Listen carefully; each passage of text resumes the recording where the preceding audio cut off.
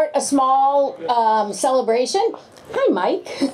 Wait, did you just wait to come in here? No. Yeah. Yeah. We just like to start a small celebration for JBC and CSX's Golden Spike. And our entire team at JBC. And I hope they're up on the locomotives. Come on, guys, get up there. Our team will be up on the locomotives. I've got Trinisa. Where are you? Trinisa, her husband Andrew, her son Carter, and her daughter Em here.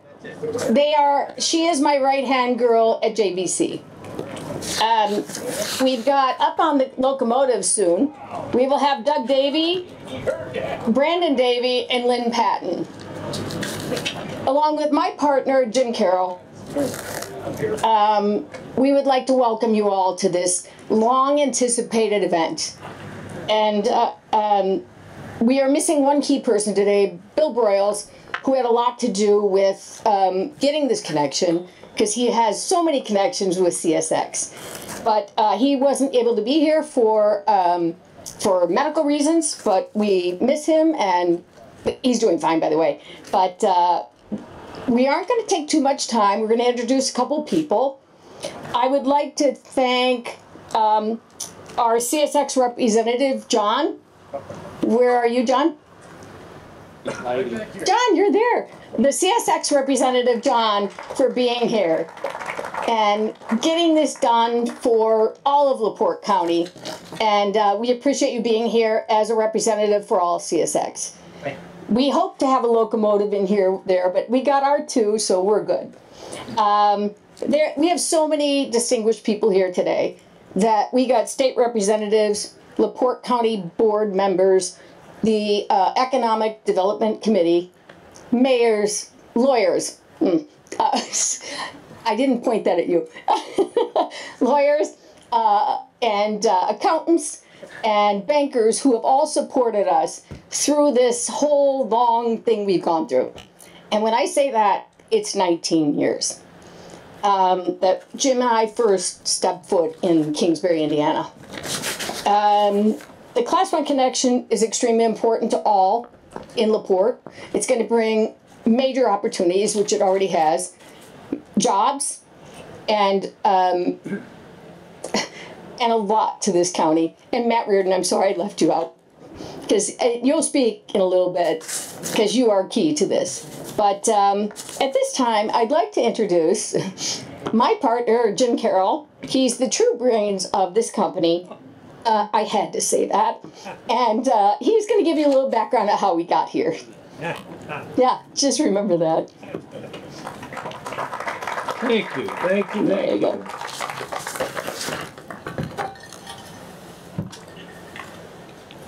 Well, 19 years ago, and I think a lot of familiar faces from 19 years ago are still here. A realtor from Chicago told me about Kingsbury, Indiana. I had no idea where Kingsbury, Indiana was. He says, well, if you can get to LaPorte, you can find Kingsbury. So I found Kingsbury and got to the gate here. And there's a guy in a white pickup truck. I think he's got an orange shirt on. There's our crew. So he says, jump in, let me give you a tour. Jim, acknowledge the crew. The crew. Yes. So Doug Davey drove me around Kingsbury. I mean, I saw more than I really needed to see. And anyways, we looked at the A-line here, and there was 2-inch saplings growing from end to end. And I was under the impression that we would be able to store our rail cars at this facility, and I just kind of scratched my head and I said, well, Doug, it's going to take a lot of time and money. And he says, no, it won't take you that long. I said, well, okay. So I came back 3 times. I kept talking to Kim about it, and I said, you know, this is going to be a major investment, but I think it's going to work for everybody, and I think that we can bring a lot of business to you know, Northwest Indiana, from all over the country. So we started. We replaced about 90,000 ties, Doug. Something like that. If anybody is doing any landscaping work around your house, we've got a pile in the back. You're welcome to it. So, but no, it took a lot of time and money, and then the county helped us out, and there was a lot of convincing on the potential that we could bring into this place. And the state jumped in, and we just really appreciate all the help we got from everybody. And Dave Decker, he didn't believe in me. Did you, Dave? No, but Matt came along, and Matt and I were talking probably every other day at one point. So, and we got it up and running, and a lot of ballots, a lot of ties, and here we are today. So, but I want to thank everybody from the county and the state, and everybody that jumped in and helped us out. So, we think that in the next 2 to 3 years, we can really make this place grow bigger. So, but thank you all, and thank the crew, and Trinisa. She's our brains. You know, without Trinisa, we don't get any cars in here. Yeah. We don't know how to do billing or anything, but Trinisa takes care of it, and then Kim stuck with it, and I thank her, and you guys did a great job on the party, the caterers. Yeah, thank you to the caterers. Great. This is all local. The caterers are, and so we need to support all local businesses. Okay. I'm going to turn this over. Yeah. Yeah, it is. Thank I'm you. going to turn this over to Rich Marinsky now. Board of Commissioners. You do have, and you look so slick. You look like you should be in Palm Beach. Just saying. 196 days, and I will be. Well, Shazam, we're here. You see, I had a few remarks here. Is that on? Yeah. I scratched a lot of it out because I know it's hot and sweaty, so I'll try to keep this down to 45, 50 minutes. People have been asking me, did you ever think you would finally get to this day after it's been a long haul? I said, well, heck yeah. Failure was not an option. We knew what we were going to do, and we did. We have not let up. September 27th, 2012, when we did the groundbreaking out here and celebrated the Inland Logistics Park at Kingsbury, that's what we named. We had a lot of phone conferences. We had a lot of trips out of town, some heated moments. But we finally got started on the transformation for this stretch of land that once employed hundreds of people. Hundreds of people. They supplied our military with things we needed for World War II. To bring this place back to a place of prominence and production again. The chance to put LaPorte County on the national map as a logistical center for the Midwest. Chance to put many people back to work with good jobs. The chance for LaPorte County to stand tall and show the rest of the world that we know what we're doing, and we're doing it right. Leaving a legacy for the future of LaPorte County. This is why I got into politics, to do something big, to do something positive. Yeah, we've done a lot of stuff in the last 18 years, but this is a big deal. It's been a pleasure to work with the team that I've had to work with over the last 18 years. And there's a lot of people, a lot of working parts here. From the beginning, we knew we got to make sure that what we're doing is legal and right. So our attorney, Sean Friedman, kind of guided us all along. Members of the county council that saw the foresight of you got to invest some money, you got to spend some money if you're going to make money. And they, well, I was on the council, so I kind of used the whip on them once in a while, but that's okay. Bert Cook, with support from the city, he's been great. mover and shaker, Joe Core. We couldn't have done half of this without Joe. My mentor at the time, Ken Layton, who was a commissioner. Barb Houston was a commissioner. Pohachik was a commissioner. That team from the county, we had a lot of discussions, a lot of agreements, a lot of disagreements. Don Babcock, another mover and shaker. Lee Morris, Jeff Johnson from the utilities here. The half Boston, Brent and Colin. I'm kind of disappointed that they might be here today. Tom Edwards. Mitch Bishop. James Dworkin, when he was chancellor at PNC then. Ed Lindborg, I saw Ed here somewhere. Doug Davey. That's a rascal there, I tell you. Yeah. Of course, Jim Carroll, Mike Seitz. Dale Klingerman, the colonel. He was like the rail guy. Him and Russ Klasinski and their rail committee. They were very important in laying this out because they knew what the heck they were doing. But the mega mover on all this has been Matt Reardon. He's the unstoppable force, let me tell you. One quick little story. Many meetings. Sometimes they were really great. Sometimes they got a little heated. But at the end of the day, we said, "This is what we got to do." And they said, "Okay, well, in order to get this rail where we wanted our $6 million rail, we've got to get an easement from the Army, the Corps of Engineers." And they go, "Okay, we got to go down there and talk to them in Louisville." And they go, "You're going." Oh, yeah. No, you're going. And you're going with Colin and Brent in their plane with Don Bogger, God rest him, and Jeff Johnson, and you're going down there to deal with the Army. And we did. And it was a long, hard day. Those people were really tough to deal with. At the end of the day, they said, "Oh, okay, we got an agreement, but we got to wait to have it signed till tomorrow." So I said, "Well, okay, Colin and Brent are going to stay here. You other guys can go home." So I rode back from Louisville with Jeff Johnson. We had to stop in Indianapolis and drop off his attorney. We left Louisville, and I was in LaPorte in 3 hours. Saw my life flash before my eyes. We're not done. We still got things to do here. We've got the CSX coming in. That's great. We still got the Canadian Northern coming in from the other side. We're working on that. That's going to happen. We got the bridge.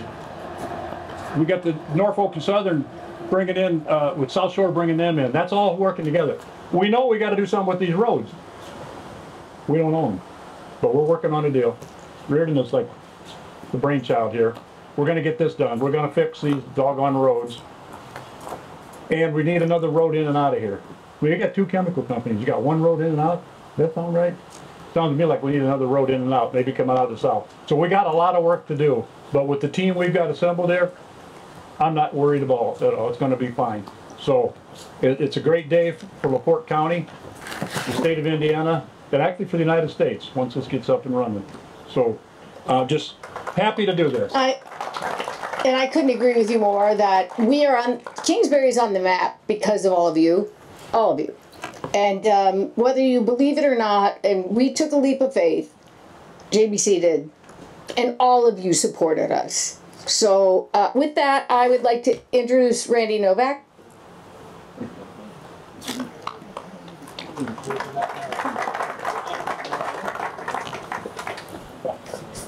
But is it working? Yeah. There it is.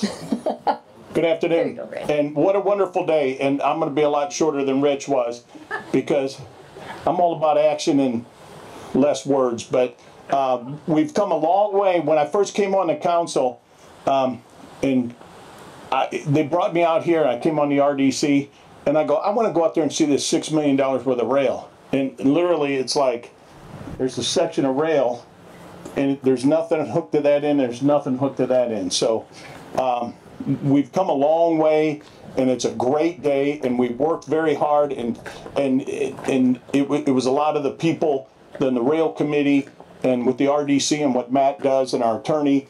That put this all together and made it happen, and all the players out here, Jim Carroll and Mr. Lindborg, that have helped make this happen. And as Rich said, we still have a lot of things to do with the roads, and everything else to get this job finished. So thank you. That's it. That's it. Thank you, Randy. And Matt Reardon, finally. Yeah. Let's give a big applause for this guy. Thanks, Kim and Jim and everybody for coming out today. You know, when people talk about projects and expectations and all of that goes on, this was a big giant pain in the ass, to use some professional technical terms. You got railroads, you got private property owners, you got the DNR. You have a Superfund site, just throw that in for fun, a BMX track, 50 businesses up front. Nature preserve, gun range. There's nowhere else around that has all of this. But it took vision of the elected officials to understand they had an underperforming asset. Underperforming asset. And they said, we're going to start investing in infrastructure to help the private sector do what they do.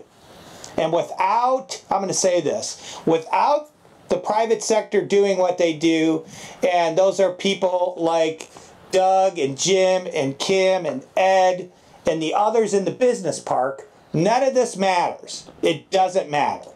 So when the government comes in and says, we want to help, my friends in the private sector are a little bit skeptical. Jim and Kim were, you know, they were a little bit skeptical. But it wasn't until we really created a legitimate partnership, period. And we had shared interest and shared goals.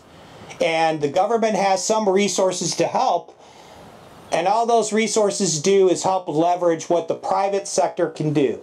So now, after a handful of millions, we'll just leave it at that, what we have is now time for our friends in the private sector to do what they do and to work collectively to grow business, to make those connections. And in case you don't know, there's not anywhere I know of in Northwest Indiana that has these two Class 1 rail connections and the availability of land. You can find places that you can find a 20-acre parcel, but you can't find 1,000 acres. You can't find it anywhere. And what was the big hang-up? Well, I mean, let's just face it. This is kind of in the middle of nowhere. But for this industry and how this is zoned, it's exactly what we need. And the county commissioners and county council way back in the day decided this is where they wanted that to happen. They didn't want it to happen in the farmlands. They wanted it to happen here. So that's what we're going to keep doing. The businesses that have interest, we keep coming here. The businesses that need help, keep coming in here. Now that we have this connection with CSX, and soon we're going to be done with the CN connection, why not? I say this a lot. Why not Kingsbury Industrial Park? What are you guys doing in Chicagoland area? Do you like paying a lot of taxes? Do you like getting jerked around by the government? Well, of course you don't. And now, like Kim had mentioned, this is on the map. People know. Is it helpful that our friends did a little bitty project up the road a little bit? Just $1 billion thing. You know, with Microsoft, does that help? You bet it does. Does it help that Michigan City is continuing to work on their lakefront and make that a destination? You bet it does. Does it help that LaPorte County is trying to continue working to build more housing so that when people come here looking for a job, they have a house. They can buy one. They can go to the schools. So I guess at the end of the day, really it is this. Sustained effort creates results. That's what happened here. And all of it is connected. And I'd just like to thank everybody and all you guys on the rail committee. And I'm going to apologize to the people on the rail committee I probably yelled at a couple of times. And for all of the elected officials that I was talking bad about you behind your back, I'm sorry about that too. But we did really get it done. And it was a lot of work, but it wasn't done by me. It was done with my team and everybody else. So thanks again, Ken.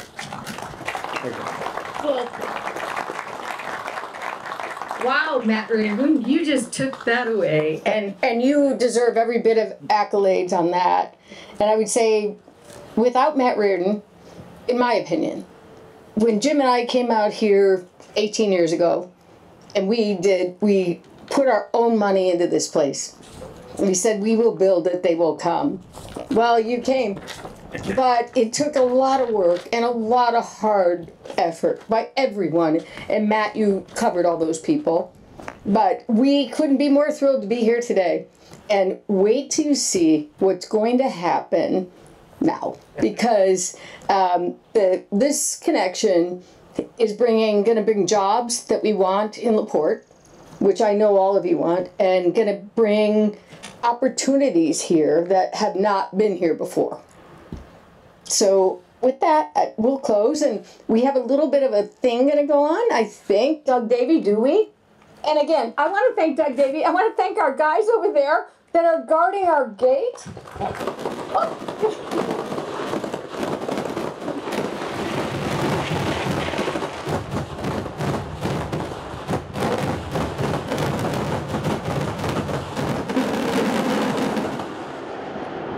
And thank you to the Mad Bomber. That shows how we're going to explode this business. To all of you. Yeah, sorry, but I know. I think my mic even went out. But oh my gosh, thank you all.